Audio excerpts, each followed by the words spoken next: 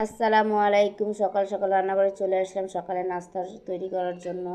তো প্রথমে আমি বোয়া ভাত করবো, তো সেজন্য এই যে বোয়া ভাত বসিয়ে দিয়েছিলাম। তো এই তো নেড়েচেড়ে বোয়া ভাত তৈরি করে নিচ্ছি। তো আজকে শুটকির ভর্তা ও আলুর ভর্তা করব। তো আমার এই যে বোয়া ভাত হয়ে গিয়েছে, নেড়েচেড়ে উঠিয়ে নিব।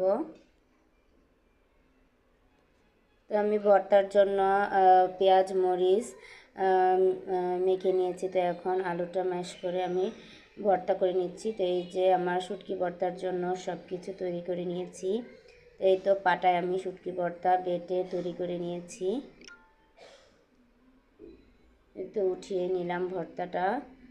তো আমি পাটায় মাখা ভাত খুব পছন্দ করি, সেজন্য পাটায় ভাত মেখে নিয়েছি শুটকি ভর্তার সাথে। এই তো মজা করে খেয়ে নিচ্ছি। এই যে আমার আজকের বোয়া ভাত, শুটকির ভর্তা ও আলুর ভর্তা, এই ছিল আজকের সকালের নাস্তা। তো ভালো লাগলো, এই যে আমি খেয়েও নিচ্ছি বোয়া ভাতের সাথে ভর্তা মিশিয়ে মেখে খেয়ে নিচ্ছি।